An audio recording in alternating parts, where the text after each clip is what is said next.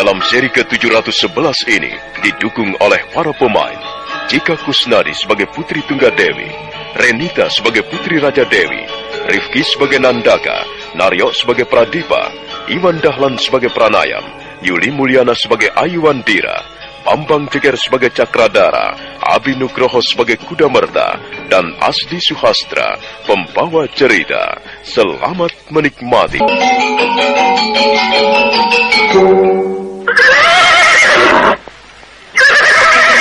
Dan Pradipa, kalian sudah siap untuk berangkat? Kami sudah siap, Nini Nawamalini. Bagus.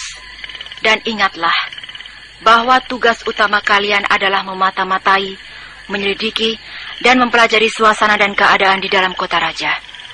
Jangan sampai terlibat perkelahian sedikit pun.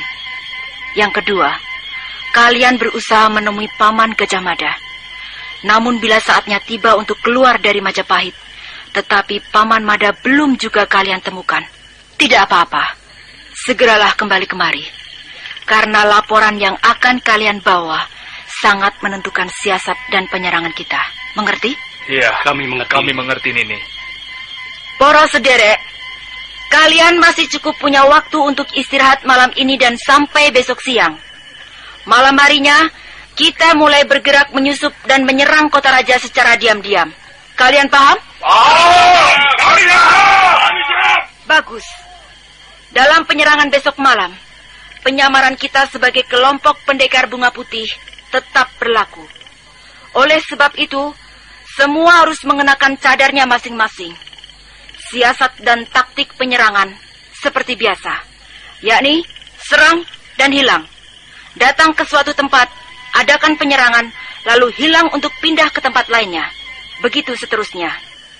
Serangan seperti ini bisa melumpuhkan mental lawan.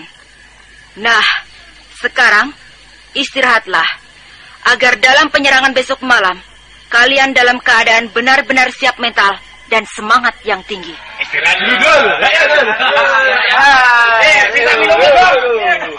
Nandaka dan Pradipa. Iya, saya Nini.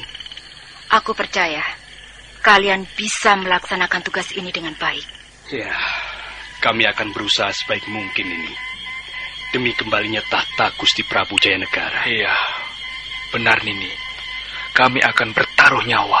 Ingat sekali lagi, hindari perkelahian walau sekecil apapun. Baik Nini. Nah, sekarang berangkatlah. Doaku menyertai kalian. Terima kasih Nini.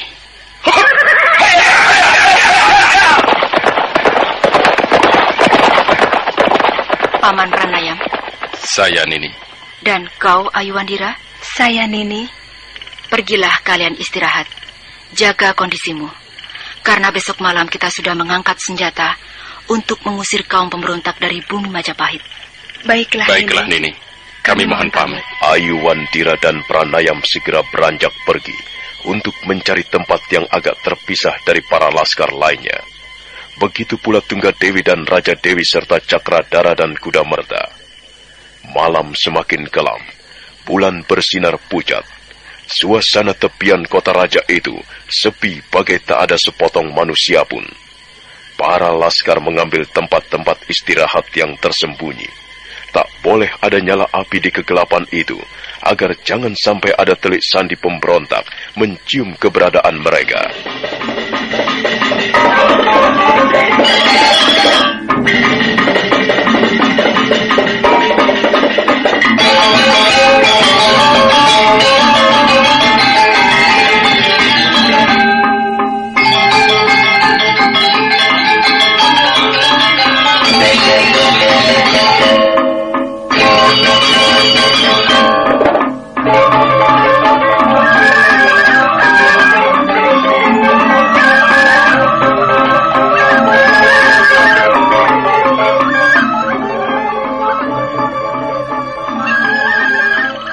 Tempatnya yang terpisah dan tersembunyi dari para laskar yang lain, tampak Pranayam dan Ayuwandira sedang berbaring-baring sambil membicarakan sesuatu.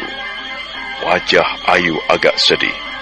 Pranayam yang kini sudah menjadi suaminya mencoba menghibur istrinya yang masih muda belia itu. Sudahlah Ayu, tak perlu terlalu dipikirkan. Tetapi sejak kecil, saya hidup di bawah asuhannya, Paman. Bagaimana mungkin aku tidak memikirkannya? Apalagi sekarang beliau sedang sakit. Aku takut terjadi apa-apa atas dirinya, Paman. Ayu, percayakan semuanya ke hadapan Dewata Agung. Karena hanya Dewata Agung yang menentukan nasib manusia. Aku benar-benar takut kehilangan dia, Paman. Siapapun orangnya akan selalu takut kehilangan orang yang paling dikasihinya, dicintainya. Tetapi sepanjang kita percaya kepada kekuasaan Sang Hyang Widi, maka hati dan jiwa kita akan menjadi tenang, tentram, Ayu. Beliau sudah sakit-sakitan, Paman. Terlebih sekarang ini, kita tinggal begini jauh. Aku semakin memikirkannya. Sudahlah. Untuk sementara jangan pikirkan apa-apa. Selain persiapan diri menghadapi pertempuran di Majapahit. Antara tugas dan cinta, kadang memang harus berbenturan. Tetapi di situ, justru kita ditantang untuk berbuat dewasa, Ayu. Tugas kita untuk membebaskan Majapahit dari tangan kaum pemberontak tidaklah ringan. Begitu juga cintamu terhadap Dini Ragarunting memang tidak mungkin terpisahkan. Namun dari kedua hal itu kita dituntut dewasa, baik dalam berpikir maupun bertindak. Aku percaya kau sudah semakin dewasa, Ayu. Semakin bisa membedakan dan memilah-milah mana yang perlu didahulukan dan mana yang harus ditangguhkan. Ya, hidup ini memang begitu, Ayu. Suka dan duka datang silih berganti. Sebagaimana siang dan malam, selalu datang dan pergi tepat pada waktunya. Dan semua itu ada pada kehendak Sang Hyang Widiwasa. Kita ini cuma manusia yang bergerak atas kehendaknya, Ayu. Tidak, Paman. Tidak. Nenek jangan dulu pergi. Aku belum puas hidup berdampingan dengannya. Aku masih ingin selalu berada di dekatnya, Paman. Jangan. Nenek Ragarunting jangan meninggalkan kita dulu, Paman. Ayu. Aku tidak mengatakan Nenek Ragarunting pergi meninggalkan kita semua. Tidak. Aku cuma mengatakan hendaknya kita tabah menghadapi kenyataan yang ada selama ini.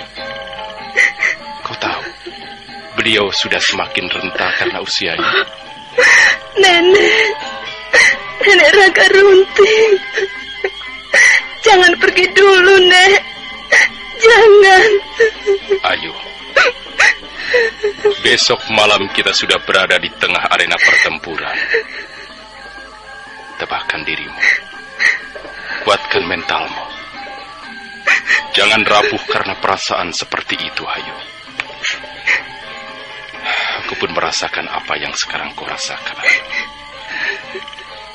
Tetapi kita tidak boleh lemah.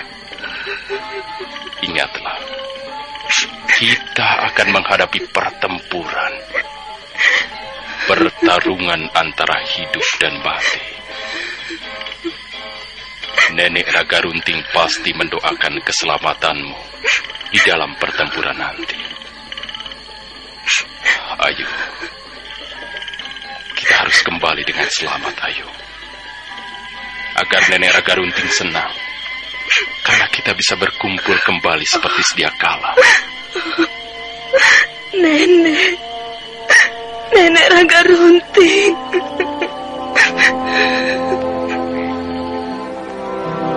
Yunda, apakah mungkin Nandaka dan Pradipa bisa bertemu Paman Mada? Iya, kita memang tidak mengutamakan bertemu Paman Mada. Yang penting adalah mereka bisa menyelidiki keadaan Majapahit berikut kelemahan para pemberontak. Karena hanya dengan mengetahui keadaan lawan, kita baru bisa merencanakan penyergapan secara matang dan mantap.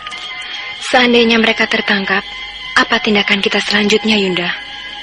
Rasanya kita pun perlu menyiapkan langkah-langkah penanggulangan seandainya Nandaka dan Pradipa tertangkap pihak lawan.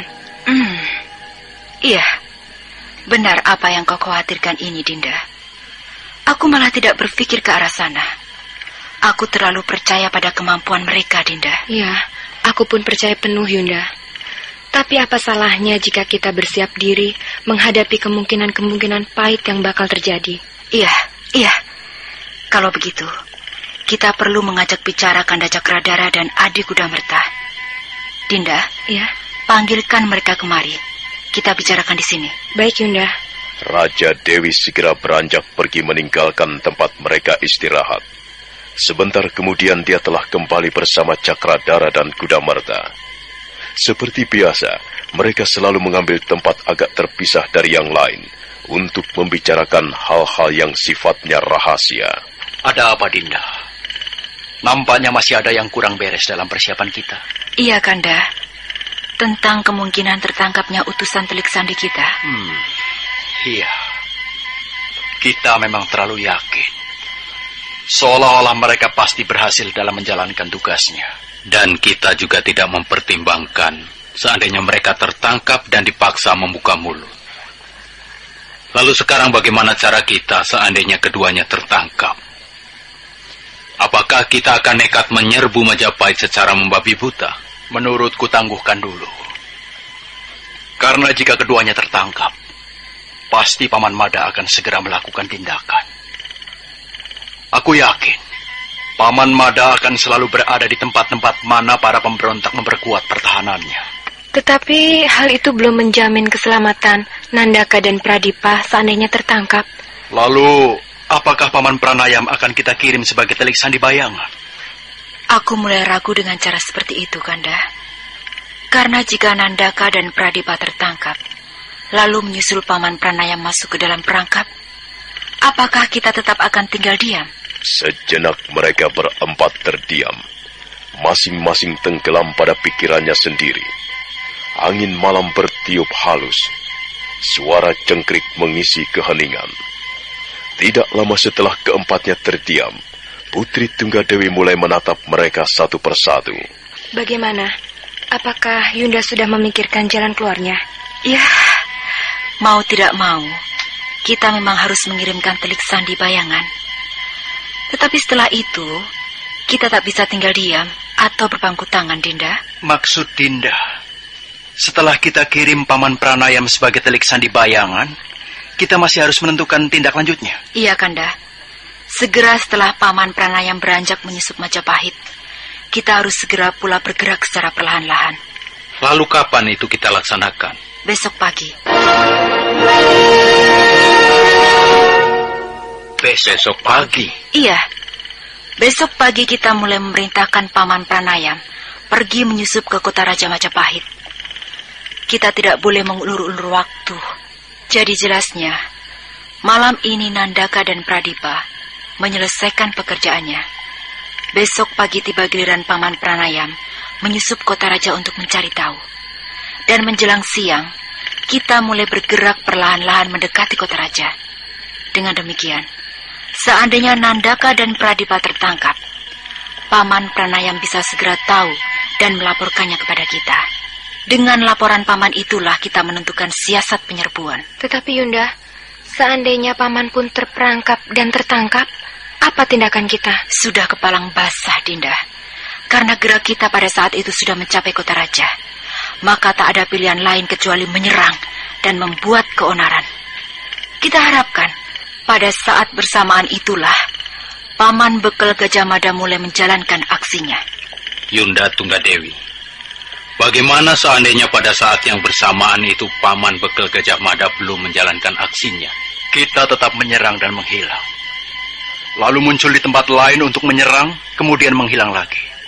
Bukankah begitu, Dinda? Tepat sekali, Kanda.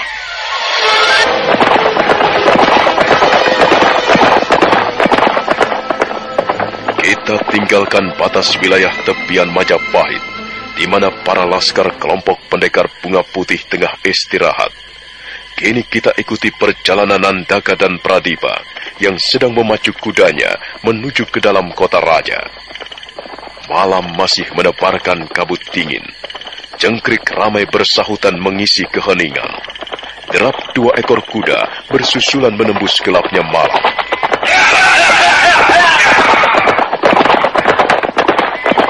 Nandaka dan Pradipa memacu kudanya bagai dikejar hantu malam. Keduanya mengenakan pakaian orang desa biasa. Topi caping lebar menutupi wajah dan rupa mereka. Setelah beberapa lama terguncang-guncang di atas kudanya, mereka mulai menyisir jalanan berbatu memasuki kota raja.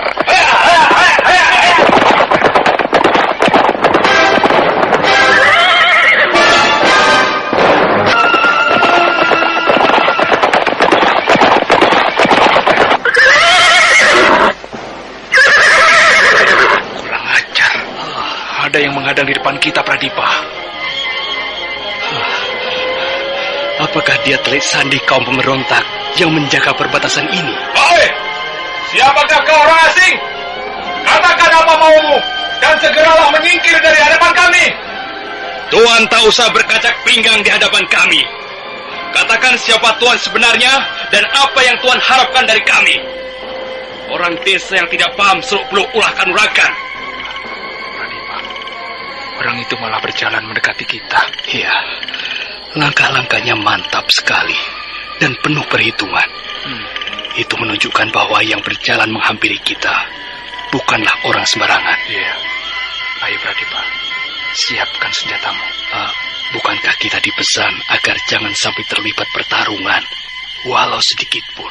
Pradipa, tetapi nyawa kita terancam jika kita kalah cepat olehnya. Ayo cepat, cabut senjatamu. Tidak, Nandaka. Biar bagaimanapun, kita tidak boleh terpancing. Tetaplah waspada, Nandaka.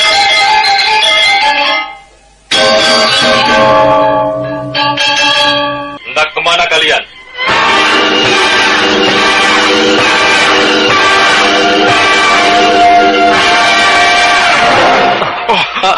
Tuan Gajah Mada. Berdua hendak masuk ke kota raja. Siapakah kalian sebenarnya? Apakah Tuan Bekal tidak mengenali kami? Suara kalian seperti pernah ku kenal. Kami adalah Nandaka dan Pradipa, anggota kelompok pendekar bunga putih. Maafkan kami. Topi caping lebar ini lupa kami buka. Pradipa, segeralah buka topi lebar kita, supaya Tuan Bekal tidak sangsi lagi. Nandaka dan Pradipa segera membuka topi caping lebar yang melindungi wajah mereka. Demikian topi dibuka, sinar rembulan segera menerangi wajah keduanya. Gajah Mada memandangi keduanya silih berganti. Jadi kalian 2 orang kelompok pendekar bunga putih? Benar, Tuan Bekal Gajah Mada. Apa perintah pimpinanmu untuk masuk ke kota raja? Kami diperintahkan memata-matai keadaan dan mempelajari situasi yang ada. Sebelum kemudian ditentukan taktik penyerbuan. Kami pun diperintahkan untuk menemui Tuan Mada guna mencari kejelasan kapan penyerbuan dilaksanakan, Tuan. Baik. Kalian telah bertemu denganku. Pulanglah kembali pada kelompokmu dan katakan bahwa penyerangan dilakukan besok malam. Baik, Tuan Mada. Kalian tak perlu membuang waktu menyusup ke dalam kota raja. Salah-salah kalian nanti malah tertangkap. Situasi di dalam kota raja sedang penuh ketegangan dan diadakan jam malam. Terima kasih, Tuan Mada. Dan sampaikan pada pimpinanmu bahwa aku mulai bergerak dari dalam didukung oleh beberapa pejabat dan punggawa tinggi kerajaan yang masih setia kepada Gusti Prabu Jayanegara. Tuan Mada, apakah kelompok pendekar bunga putih boleh menentukan taktik dan siasat penyerangan tersendiri? Lakukanlah. Yang penting untuk diketahui ialah penyerangan kalian tetap di sekeliling kota raja untuk menghambat kalau-kalau Rakuti dan pasukannya lari dari istana. Jadi serangan kami terbatas di pinggiran kota raja, Tuan. Kalian bertempur di pinggiran saja. Di dalam biarlah aku yang mengaturnya. Demikian Rakuti lolos dari sergapanku dan lari bersama pasukannya keluar kota raja. Kalian segera kurung mereka. Jangan biarkan seorang pun lolos. Baik, Tuan Mada. Perintah kami laksanakan. Nah, berangkatlah. Dan sampaikan salam hormatku kepada pimpinanmu. Baik, Tuan Mada. Kami mohon diri. Cepatlah. Jangan membuang-buang waktu. Baik.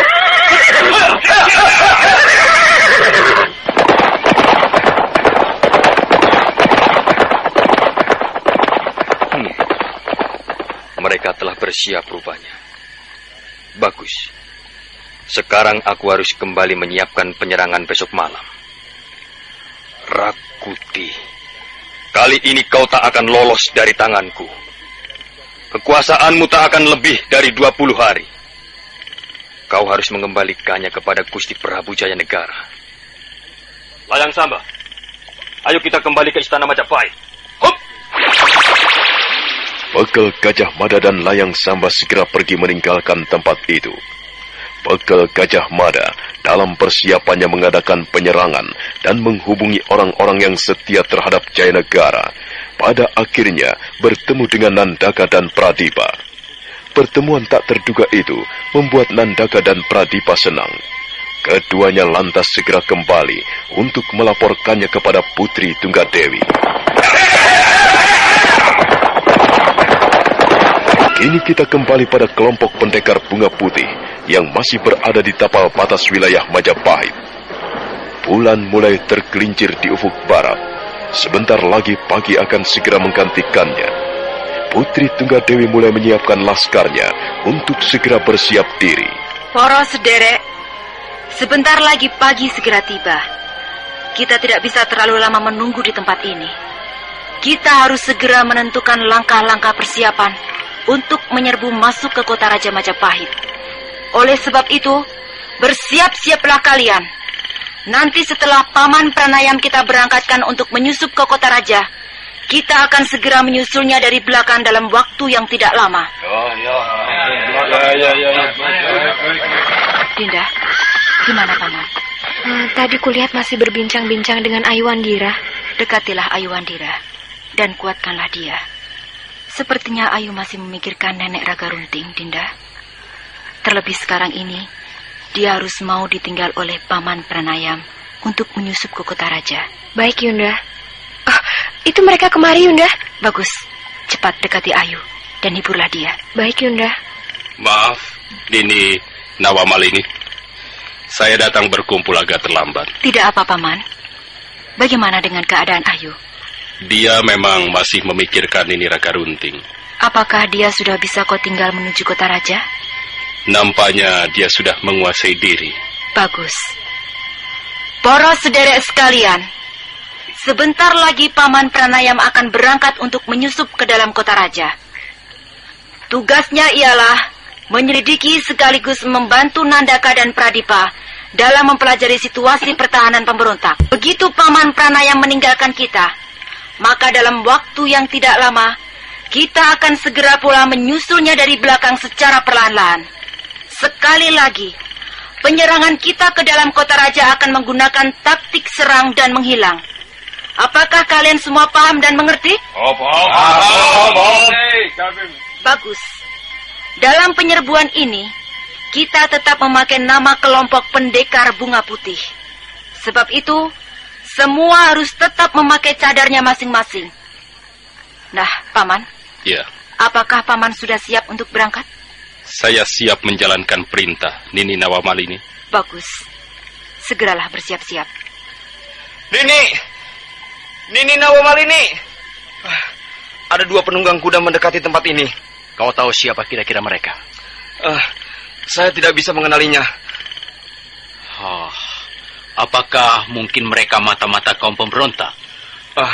Sepertinya bukan. Bukan, Samitara. Karena pakaian mereka hanya pakaian rakyat biasa. Atau barangkali Nandaka dan Pradipa? Tidak mungkin, Dinda. Apakah secepat ini mereka menjalankan tugasnya?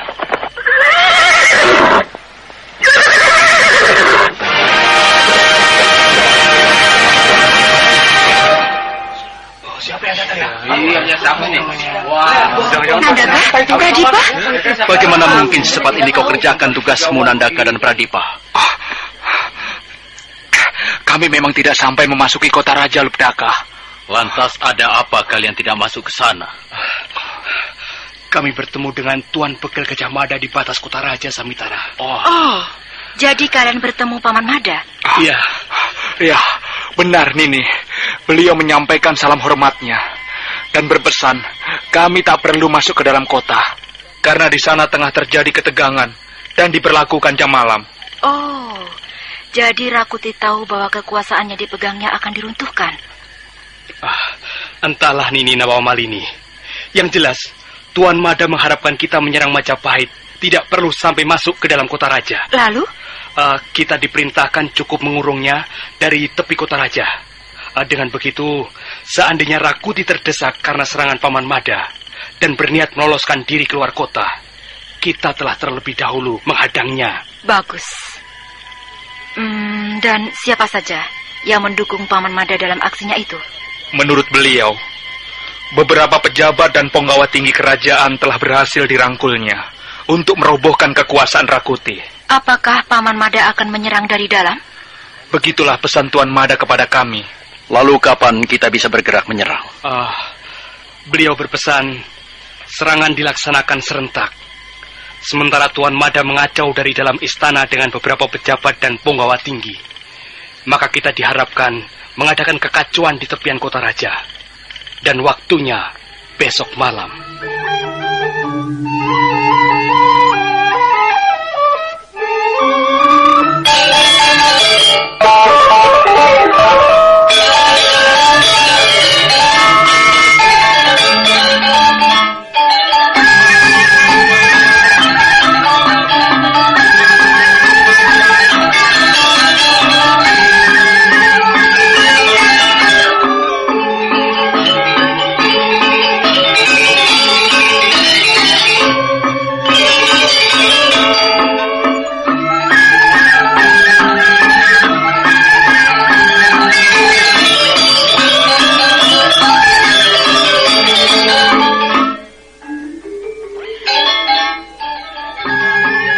Kita tinggalkan suasana luar kota Raja Majapahit. Kini kita kembali ke Majapahit, di mana suasana dan keadaan menjadi tegang karena Rakuti semakin ketat mengadakan pemeriksaan pada setiap warga kota. Hari mulai pagi, kokok ayam dan kicau burung mengusir kegelapan malam. Para warga kota mulai bersibuk diri dengan pekerjaannya di bawah pengawasan para prajurit Rakuti yang rata-rata berwajah garang dan angker. Hei, Pak Tua, sini kamu. Iya, Tuan prajurit. Sebentar, Tuan. Cepat kemari. Kalau kami suruh datang, cepatlah mendekat. Jangan pakai alasan. Ayo. Saya sedang melayani pembeli, Tuan. Sudah. Ayo, cepat kemari. Dan bawa keranjangmu itu. Ayo. Ku hitung sampai 3. 1, 2. Iya, Tuan. Saya, Tuan. Dasar orang tua bebal. Aduh, Tuan. Itu dagangan saya, Tuan. Jangan diobrak-abrik begitu, Tuan. Kasihanilah saya, Tuan prajurit. Aduh. Itu mata pencarian saya, Tuan. Jangan, Tuan. Saya mohon, jangan, Tuan. Sekali kau Pak Tua. Aduh, mulut saya berdarah, Tuan. Rasakan olehmu sebagai upah tidak patuh kepada peraturan. Pak Tua, jika dipanggil oleh kami, harus cepat datang. Tahu kau? Tindakan seperti dirimu bisa mendatangkan curiga. Kau pasti bersekongkol dengan kaum perlawanan, iya kan? Ampun Tuan, aduh. Perlawanan apa, Tuan prajurit? Kami cuma orang kecil. Kami tidak tahu apa-apa soal negara, Tuan. Sudah sana pergi. Daripada harus kami bawa ke ruang penjara bawah tanah. Ayo pergi. Jangan, Tuan, jangan. Jangan bawa kami ke penjara, Tuan. Kasihan anak istri saya. Sudah, pergi. Pergi sana. Dan bawalah sampah daganganmu ini. Ayo, pergi. Daganganku. Hari ini Aku dan anak istriku tidak bisa makan. Oh, nasib. Sudah, jangan menggerutu di depan kami. Tuan, jangan bunuh saya, Tuan. Jangan. Ampun, Tuan. Ada apa, prajurit? Tuan Rabanyak. Apakah dia mata-mata Jaya Negara? Dia menolak kami periksa, Tuan Rabanyak. Iya, sebab itulah kami terpaksa memaksanya dengan kekerasan, Tuan. Sudahlah. Tinggalkan tempat ini. Kalian pergi ke Wisma Resi Mahal Sadu. Katakan bahwa penguasa yang baru, Gusti Rakuti, ingin mendengarkan sang resi membacakan syair-syairnya. Baik Tuan Rabanyak. Kami mohon diri. Bekal Gajah Mada telah memberikan petunjuknya pada kelompok pendekar Bunga Putih. Sementara Laskar Bunga Putih segera berbenah diri menyerbu tepian kota raja. Gajah Mada sendiri kembali menghubungi orang-orang yang berhasil direkrutnya untuk mengadakan persiapan penyerangan malam harinya. Dan Rakuti yang belum sadar datangnya bahaya ingin mendengarkan Resi Mahasadu membacakan syair-syairnya.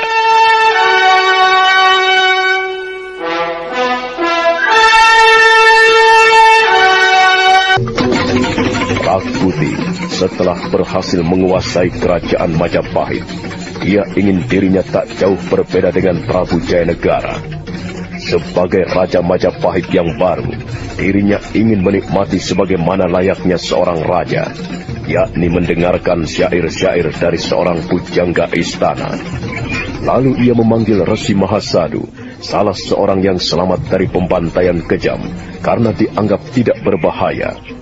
Kini ia berkenan datang ke istana untuk membacakan syair di hadapan raja yang baru, Rakuti.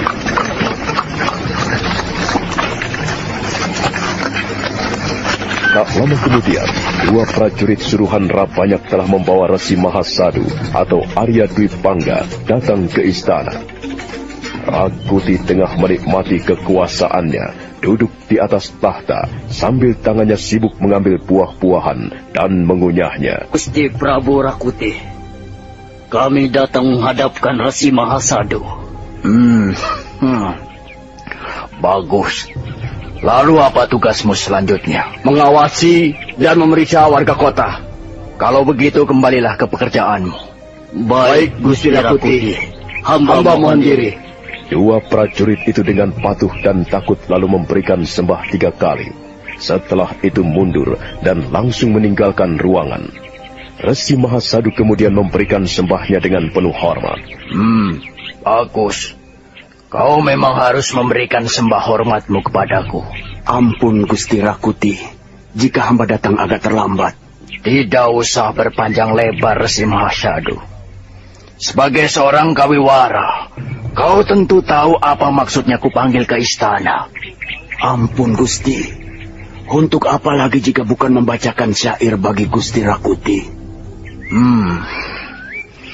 Bagus. Dan tentunya kau pun tahu, aku tidak mau kau membacakan syair yang kau tulis semasa pemerintahan Jayanegara. Hamba mengerti Gusti. Memang sejak Gusti Rakuti tampil sebagai penguasa tertinggi di kerajaan Majapahit ini, hamba telah membuat beberapa syair yang terbaru. Kalau begitu segera bacakan untukku. Hamba Gusti.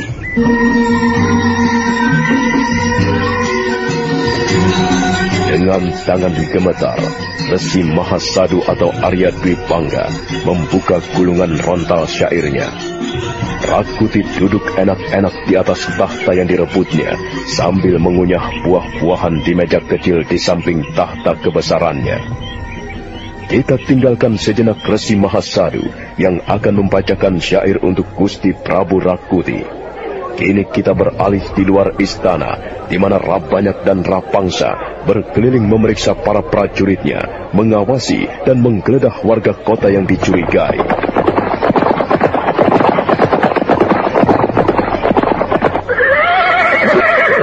Rabanyak, apakah pujangga istana itu tidak membahayakan bagi keselamatan Rakuti?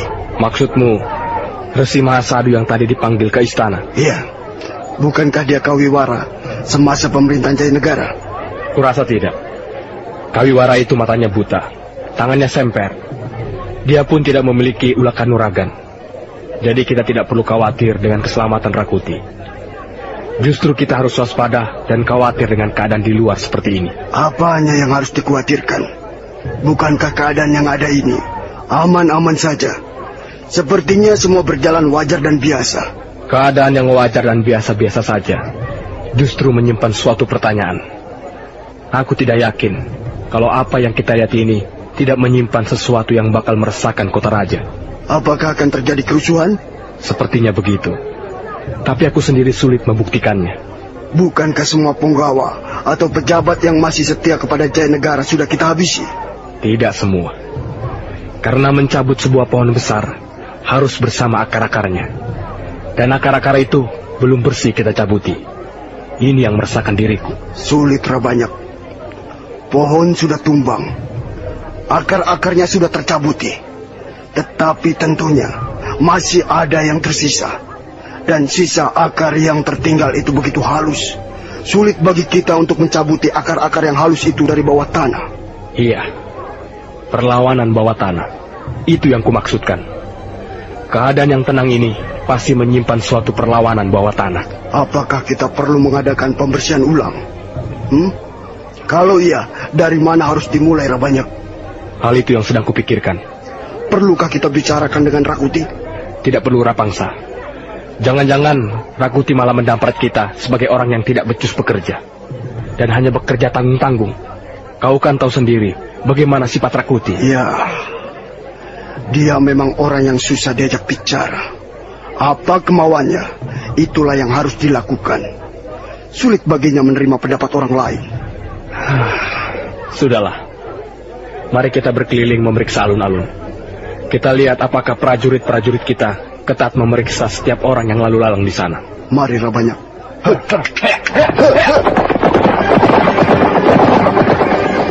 Hari berangkat siang, suasana alun-alun tenang dan tentram. Angin bertiup sejuk menggoyangkan pucuk-pucuk daun pohon Brahmastana. Para prajurit pemberontak menjaga dan memeriksa orang-orang yang lalu lalang. Tidak lama kemudian, Rabanyak dan Rapangsa telah sampai di alun-alun dan menghentikan kudanya di bawah pohon Brahmastana yang besar dan rindang.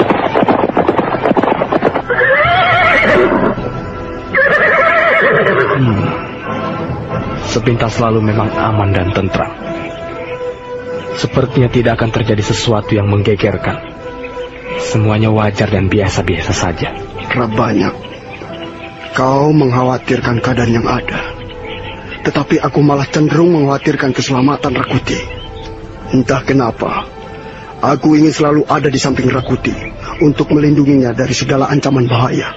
Dengan kata lain, kau merasakan akan adanya bahaya yang mengancam, bukan? Naluri keprajuritanku yang mengatakannya, Rabanyak.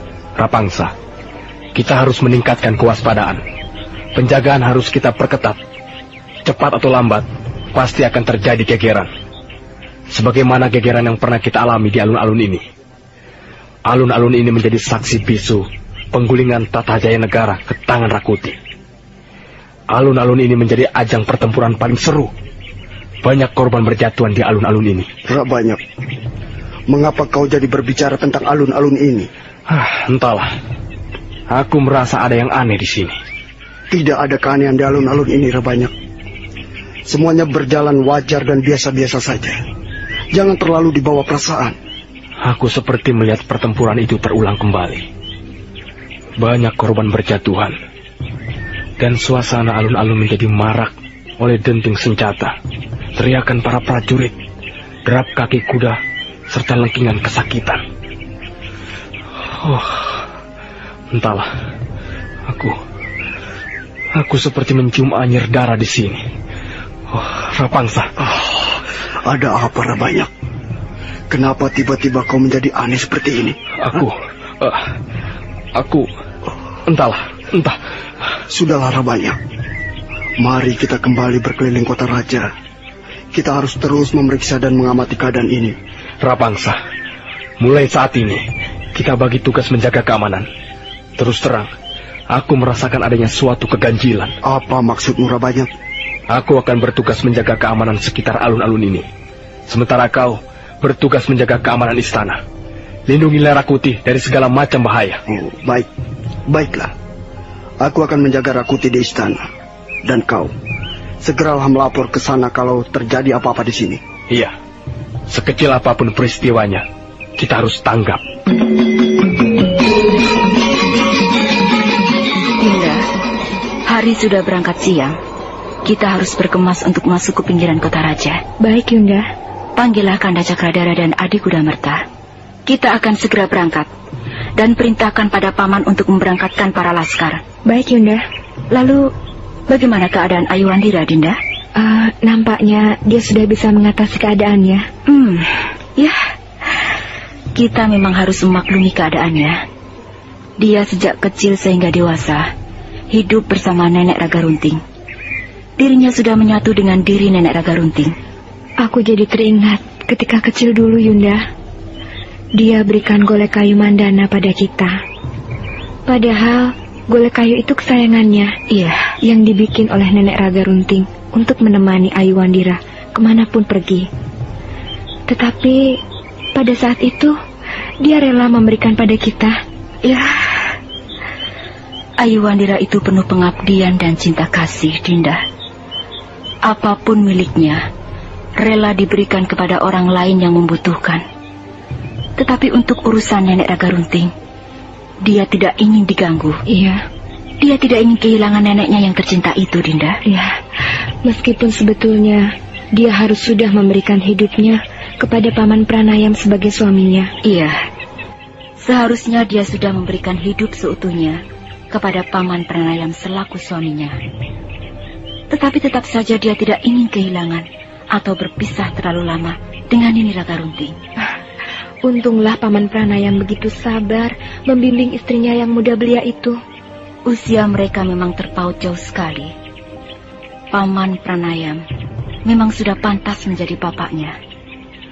Tetapi perbedaan usia yang jauh itu justru membuat Paman bisa ngomong sifat dan sikap kekanaan Ayuandira istrinya itu. Dinda, kita sudah bicara terlalu banyak. Cepatlah panggil Kanda Cakradara, Adi Kudamerta untuk datang kemari. Dan perintahkan kepada Paman Pranayam untuk segera memberangkatkan para laskar. Baik, Yunda.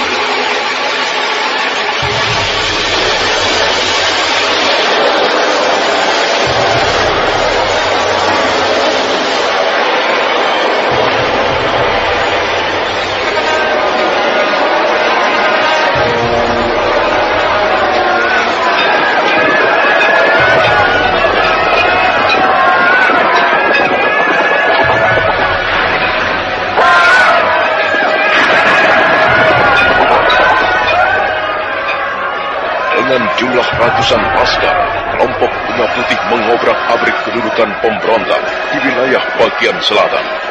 Rupanya mereka tak siap menerima serangan Bunga Putih yang datangnya bagai hantu malam itu. Pimpinan pasukan pemberontak tewas. Para anak buahnya bertempur bagai anak ayam kehilangan induknya. Kang, rasanya kita tak mungkin menang menghadapi mereka. Gempurannya kuat sekali. Jumlahnya ratusan. Bagaimana, Kang? Benar, Bu. Ada yang bisa ditekankan lagi di sini. Kecuali lari dan melaporkan ke hadapan Tuan Kuraganya dan Atangsa. Ya, kukira sebaiknya begitu. Ayo, Kang, kita segera lari dari area ini. Ayo. Ayo, Di. Jangan sampai mereka tahu. Bisa-bisa melayang nyawa kita. Mereka sepertinya tak membiarkan seorang pun di antara kita bisa lolos. Ayo, Kang. Ayo kita lari cepat. Ayo. Dua prajurit pemberontak itu segera bersiap melarikan diri. Mereka sudah mengambil ancang-ancang di atas kuda tunggangannya. Namun baru saja keduanya hendak menghela kudanya, tiba-tiba Ayu Wandira melayangkan ujung selendang kuningnya dan... Hah? Mau lari kemana kalian?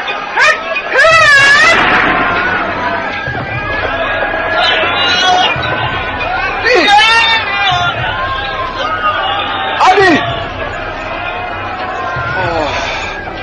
Jahanam keparat! Kau bunuh temanku selagi kami dalam keadaan lengah. Siapa yang menyuruh kalian lemah? Ini pertarungan. Di dalam suatu pertarungan, siapa yang dia akan tewas. Nah, sekarang tiba giliranmu menyusul temanmu itu. Tunggu! Aku ingin bicara. Ini bukan saatnya bicara. Kalau ingin bicara, bicaralah pada Rakuti di neraka. Kalian pendekar-pendekar Bunga Putih, untuk apa mengadakan kekacauan seperti ini? Bukankah biasanya kalian merampok? Buat apa kau tahu tujuan kami? Yang jelas sekarang ini, kalian harus mampus. Titik. Tunggu dulu. Diam! Kalian pemberontak-pemberontak yang sudah saatnya pindah ke alam neraka. Bukan di Majapahit tempat kalian, tetapi di neraka bersama iblis-iblis jahanam.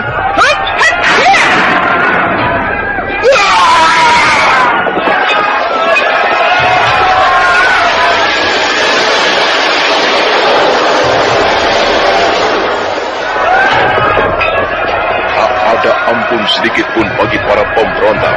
Ayu Wandira menghajarnya dengan sabetan selendang kuningnya, dan ujung selendang itu menghantam keras tubuh lawan tanpa ampun. Ayo, wong-wong murtad, hadapilah aku. Mampuslah di tanganku. Katakan pada Rakuti bahwa kekuasaannya tidak akan lama lagi.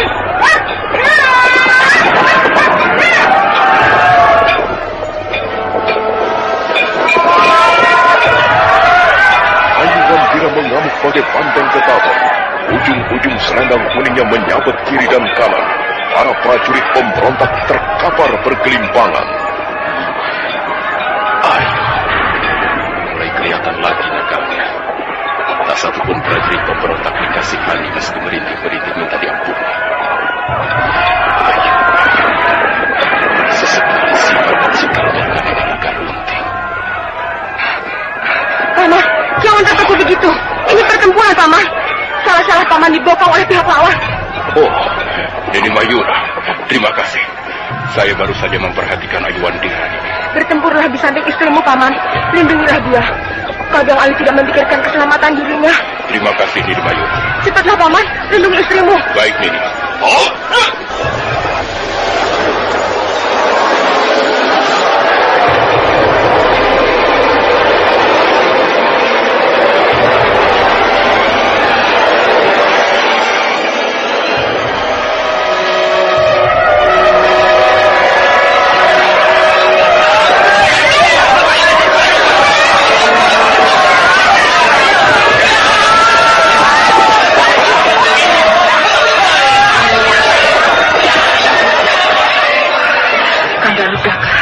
Rupanya mereka mulai merat-marat, Kanda.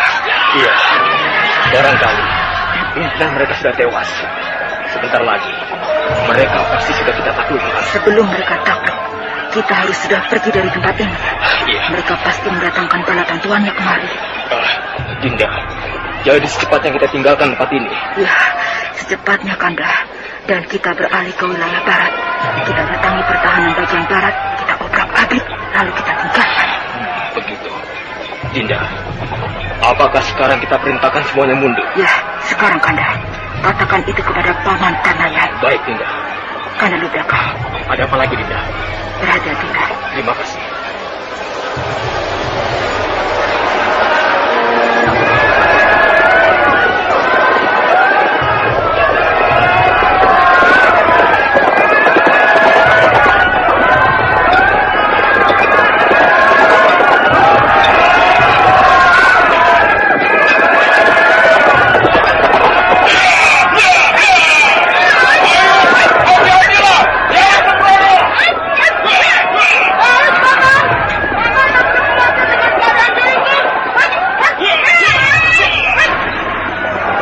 Sunyi sepi, bulan timbul tenggelam di mega-mega. Jangkrik dan serangga malam lainnya bersahutan mengisi kekosongan.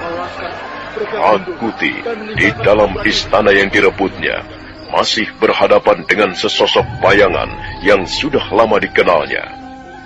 Pergilah Resi Mahalalita. Kau hendak kemana, Rakuti? Kemana tujuanku? Kau tidak perlu tahu. Kau hendak menuju ke jurang kematian, bukan? Kau mengutukku, menyumpahiku. Rakuti, tidak ada seorang pun mati karena kutukan, karena sumpah. Manusia mati karena ulahnya sendiri, akibat karmanya selama ini. Dan karma yang kau miliki adalah karma yang akan menghukum dirimu sendiri. Terus terang sajalah, Resi Mahalalita.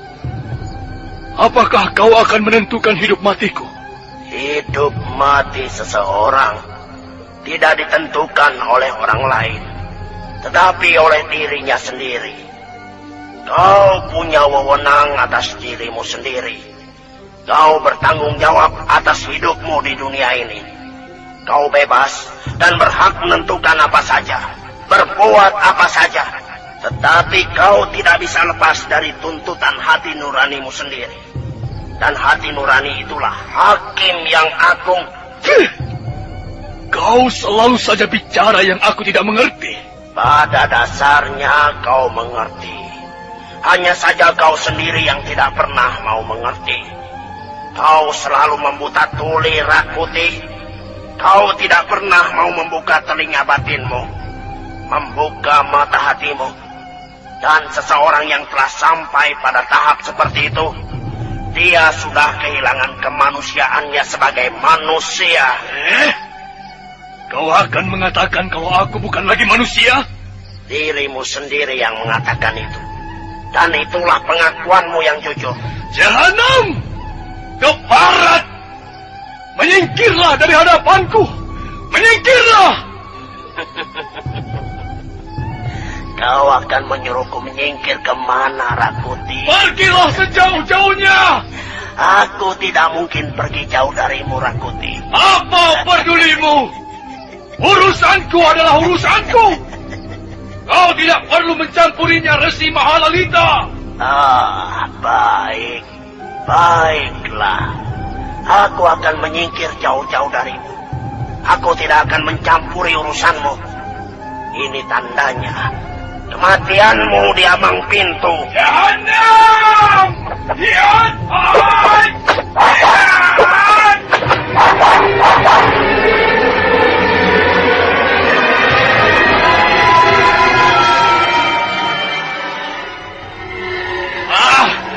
Di mana kau?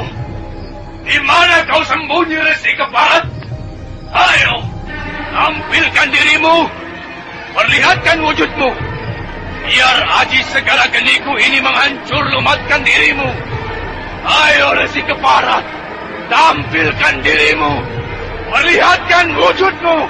Ayo, aji segala geni.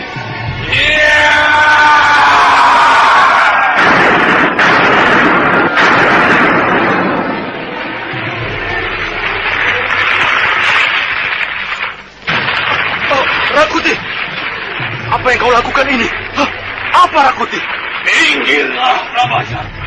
Akan kuhancur lumatkan istana ini dan isinya. Rakuti, Sadarlah, ingatlah. Minggir, kataku! Minggir! Rakuti, aku ingin melaporkan sesuatu padamu. Dan ini menyangkut kekuasaanmu, Rakuti. Katakan, cepat katakan. Tapi Rakuti, api ini semakin membesar. Kita bisa terbakar hidup-hidup dalam istana ini. Prajurit, cepat masuk dan padamkan api-api itu. Cepat, prajurit. Ayo cepat katakan, Rabanyak. Apa yang akan kau laporkan padaku? Cepat. Iya. Begini, Rakuti. Di luar telah terjadi keributan. Jahanam. Siapa yang berani bikin keributan? Belum diketahui dengan jelas, Rakuti. Dan keributan itu terjadi bukan saja di luar istana, tetapi juga di pinggiran kota raja. Keparat. Cepat atasi keributan itu. Tangkap pimpinannya dan hukum gantung di alun-alun. Tetapi cepat kerjakan, atau kau akan mati di tanganku. Iya, Rakuti. Banyak. Apa yang sudah terjadi di luar istana? Bangsa itu menjalan kemana-mana. Mereka bergerak diam-diam, tetapi cepat sekali. Apakah akan terjadi penggulingan kekuasaan? Sepertinya begitu, Rapangsa. Kurang ajar. Perbuatan siapa ini? Entahlah. Belum diketahui dengan jelas siapa yang memimpin gerakan ini. Lalu apa perintah Rakuti? Aku diperintahkan mengatasi kerusuhan ini, menangkap pemimpinnya dan menggantungnya di alun-alun. Begitu. Baiklah. Kau atasi situasi itu. Aku di sini menjaga keselamatan Rakuti. Baiklah, Rapangsa. Aku berangkat. Hati-hatilah, banyak.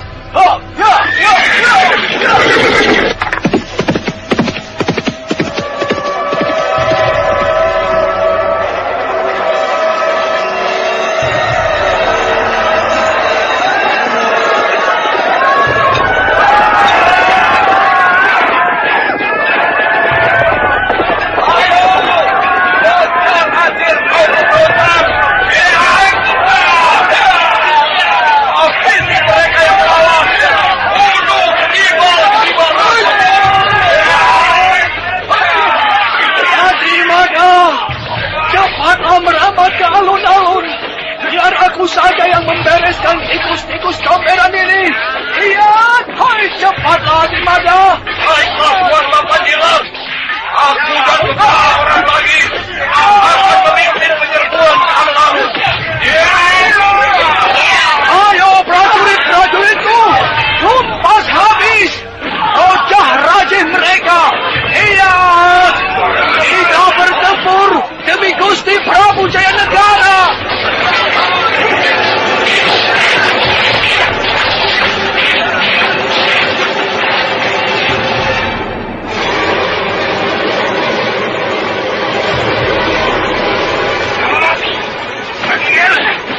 Ternyata pasukan pimpinan Kotel Gajah Mada telah pula menjalankan aksinya. Prajurit-prajurit yang masih setia terhadap Prabu Jayanegara semakin berani menampilkan diri dan memerangi teman-teman sendiri yang setia kepada Rakuti. Pasukan pemberontak kacau, Gajah Mada dengan cepat memimpin perlawanan menuju ke alun-alun. Ayo prajurit-prajurit yang gagah perkasa, rangkul mereka, urus mereka. Kita melaju menuju